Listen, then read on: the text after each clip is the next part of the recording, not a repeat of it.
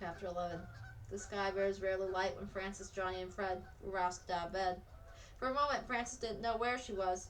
Her body still caught in the rocking, jerky rhythm of the train. Instinctively, she reached out for her family, was jolted as her fingertips met only the hard plank floor. Megan, Mike, Danny, and Peg, were they all right? Had they awakened with eyes still burning from tears as she had? What was Ma doing? Ma, Frances thought. Ma, what have you done to us? How could you have set us so far away? Get up, sleepyheads, Mrs. Mueller called. Frances forced herself to roll from under the warm quilt and pull on her stockings and boots. Frances carried an armloads of wood for the stove and fireplace. Johnny made a few trips to the well, filling the large pottery crock with water. Mrs. Mueller and Margaret bustled from table to stove, and before long everyone was eating hot buckwheat cakes with cane molasses and crisp pan sausage. Petey was so happy to be eating he didn't look at all sad or homesick. Barker was the first to hear the hoofbeats. He rose to his feet and growled. Margaret held up a hand for silence. Riders, she announced. Jake and Mr. Mueller pushed back their chairs and strode through the parlor to the front door. It's the marshal, Jake called. A couple of men are with him. Barker and the children raced after the men to the front porch, the women following. Frances saw Margaret and Mrs. Mueller glance at the men on horseback and each other with concern. The marshal touched his hat to the women and smiled. Morning, Jake. Klaus. Got quite passably young'uns there. We are new sons, Jake said proudly. He picked up Petey and put an arm around Frances's shoulders before introducing them to Marshal Dawson. The marshal was a big man, brown from the sun. He wore a broad-brimmed hat with a leather jacket and looked much like the ones Frances had seen on frontiersmen in St. Joseph. The men who were with him were dressed the same way. Although the marshal had a friendly smile on his face, his two companions scowled. Both men carried rifles and slings on their saddles. Margaret stepped forward. Care for some breakfast, Marshal Dawson? Maybe a cup of coffee? Well, maybe we got business to take care of, one of the men growled. No time for that. The marshal nodded reluctantly. Jake, we're hunting a pair of runaway slaves. Mrs. Mueller sniffed contemptuously. Bounty hunters. Hush, Margaret whispered, but the men ignored her, and the marshal continued. We're pretty sure they crossed the river somewhere below St. Joe, probably heading north to Canada. Big, strong fella and a woman, about maybe 5 feet tall. Her mistress said the woman might have been wearing a shawl she gave her. It's black, some blue flowers embroidered in one corner. You seen any sign of them, Jake? No, Jake answered. All right, then. The marshal again reached up and touched the brim of his hat. Miss Cummings? Mrs. Mueller? Just a minute, snapped one of the men. You're going to take his word for it? No reason to doubt Jake's word, Marshal Dawson said. Well, I don't trust one of these New Englanders settlers. He twisted in his saddle and spit on the ground, wiping his mouth on his jacket sleeve, stared hard at the group on the porch. His glance finally came to rest on Frances. Frances, how about you, boy? He asked. What do you know about these runaway slaves? I don't know anything. Frances stared back at him, unblinking, until the man finally looked away. The bounty hunter leaned forward and made an effort to appear friendly. Maybe you folks haven't heard. There's a reward offered on the slaves. No one answered. He sat upright again and shrugged. Gonna get worse around here for anybody who's helping slaves escape.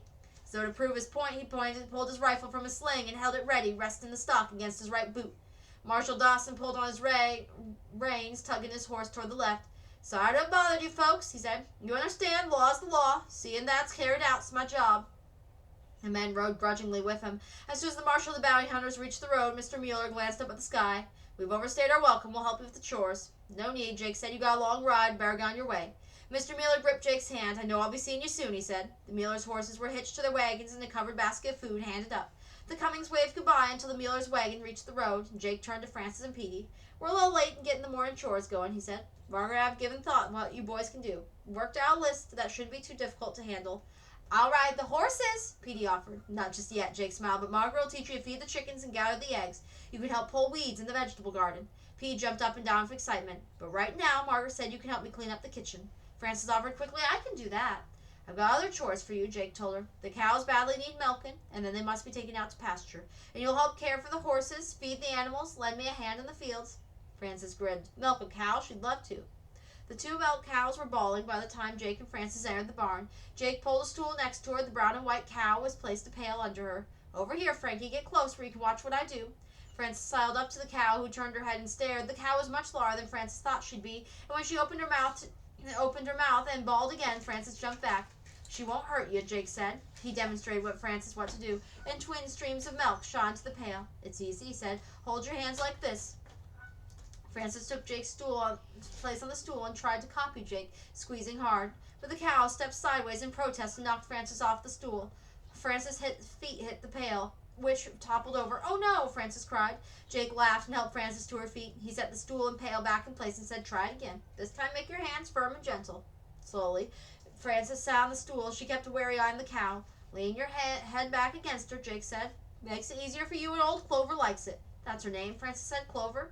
That's it. Now give it a try. Frances took a deep breath and stared back at the cow, who had turned to stare again. Settle down, Clover, she ordered. Sure, and this time I'll be doing it right. Frances pressed her cheek against the cow's warm body and began milking again. She tried to follow Jake's instructions and was delighted to finally hear the hiss and slap of milk in the pail. If only Dog could have seen her. If only Ma could have tasted the warm, sweet milk. Stop it, Frances scolded herself. Thoughts like this won't make it easier to get along here. Good work, Jake said. In a moment, Frances heard him milk with the other cow, and soon there was 2 buckets of foamy milk to carry to the kitchen. Frances worked hard, sweating in spite of the cool weather, as Jake taught her, and the Barkers helped, how to drive the cows into the meadow, chop wood, carry water, clean the barn. He led her over a rise to a field dripping with yellow-green grasses. I'm experimenting with a patch of winter wheat, he said. Not many have tried it yet, but those who do have claimed it's more hardy than spring wheat. What's spring wheat? Frances asked. Wheat we'll plant in the spring along with the oats and barley, Jake replied. We'll harvest in July. The ware wheat will be ready to cut in a few weeks. One more job you can learn to do. I can do it, Frances said. Jake smiled. It's easy to see you're not afraid of hard work. I'm used to hard work, Frances said. She smiled as she realized the daily hours of scrubbing floors and built-up muscles she was now glad to have. Margaret called to them from the front of the house. Jake, resting a hand on Frances' shoulder, said, Our midday meal will be ready soon, son. Frances was no longer surprised at being called son, but she was surprised at how hungrily she wolfed down the food. It was good to have a full stomach all the time. Mom had been telling the truth about that, but what was a full stomach compared to the emptiness left in her heart by the thought she'd never again see her family all together? She'd never believed that Ma had done the right thing. Frances married Kelly. Stop it right now, she told herself. She had to keep busy. So busy she didn't have time to think of such things. What jobs do you have for me now? She asked Jake. Her eyes twinkling, Margaret put her arm around Frances's shoulders. Jake can spare you for a little while. It's time for your lessons. Lessons? You mean schooling? That's right. We have no schoolhouse in the area yet, so I'll be your teacher. We'll have daily lessons. I want my sons to be educated. Real schooling. Frances could hardly believe her luck. This was something she'd always been so far beyond her reach that Frances had never dared to dream that she might someday go to school. Margaret asked, Can you read, Frankie? Yes, ma'am, Frances said, proud that Dodd taught her. Margaret threw open the doors of the cupboard where Frances could see at least a dozen books. She selected one, opened it, and brought it to Frances. Let me hear you read this page. Frances glanced at the cover of the book, the school reader, 3rd book, and she looked at the page in which Margaret had opened the book and began easily to read aloud. Lesson 1, The Boy Rebuked by His Dog. It is a funny story about a dog who willingly carried his mistress's basket when the lazy boy in the family did not obey the mother's command. Frances giggled as she reached the ending. Frances put down the book and looked at Margaret, who smiled with pleasure. Petey laughed at the story and shouted, I'm going to teach Barker to carry a basket. He dove under the table and tried to tug Barker into the room. Why, Frankie, Margaret said, you read very well, so you have been to school. No, ma'am, Frances said. Dodd taught me. He did a good job, Margaret said. Did your parents teach you penmanship, spelling, and geography too? I can write some, Frances said, but they didn't have time to teach us the rest. Margaret beamed. Then I'll have 2 pupils again. She pulled some paper from the drawer and put it on the table. Frances touched the paper greedily. Ma'am, could I use some of this to write to my brothers and sisters? Of course, Margaret said, and to your mother too. Frances didn't answer. No one needed to know she was still too angry to think about writing to her mother. Jake turned at the door. Once a week, the postmaster in town sends the mail out. Your letters can be picked up then. Later in the day, the animals had to be cared for again. By the time supper was over, Frances was tired, but she joined Jake in the parlor, sitting on a stool near his chair. Tell me about the Underground Railroad, she begged. It isn't underground, and it isn't a railroad, Jake explained, and it isn't something to be discussed with anyone else. It's a series of homes known only by word of mouth, by those involved where escaping slaves are sheltered and cared for till it's safe for them to send them to the next home in the chain. When these people finally reach Canada, they've reached freedom. Jake added, Do you work with the Underground Railroad? Is that house part of the chain? Jake paused a moment and smiled. There are things you don't need to know, son. I want to help too, Frances said. From the window of the train I saw a black man with metal cuffs and chains around his wrists. He was being led by 2 men who must have been bounty hunters. I'm sure he was a slave who's been caught, and I felt sorry for him. It wasn't fair. Frances thought of the man who told her she couldn't read, the woman who spoke about her as if she wasn't there. We were never slaves, but I know how it is to be treated as if you have no feelings. We share the same opinions, Frankie, Jake said, and his pride in her shone in his eyes. But helping escaping slaves is a dangerous job, not something in which a young boy should be involved. Margaret came into the parlor, her sleeves rolled high in her arms. I've just given Petey a bath. Now it's your turn, Frankie. Frances gasped and Margaret laughed. I didn't mean you need me to help you or anything. If you need anything, you just call on Jake. I won't need help, Frances protested. Petey ran in, wearing his nightshirt, his face rosy and scrubbed. Come with me, Frankie. I'll show you where you'll sleep. It's in a room with me, but you have a bed all to yourself. Both Jake and Margaret looked chagrined. We forgot to show you your room, Margaret said. Oh, with all the commotion of the guests. Oh, Frankie, I'm sorry. It's all right, Frances said, her mind still on the bath. She allowed herself to be led away by Petey. The room where she and Petey would sleep was large enough for 2 beds and a small chest. Both beds had been laid with multicolored quilts, and a nightshirt and the society had packed for Frances lay on one of the beds. There was a colorful red rug on the wooden floor, and the cotton print curtains in the window, which overlooked the back of the house and the barn. Frances stroked the top quilt, and Petey, his eyes shining with delight, whispered, "It's so soft." Frances grabbed the nightshirt and bolted down the stairs. "Please don't wait for me," she said to the Cummingses. "I'll take my bath and go right up to bed as soon as I bail water out of the tub."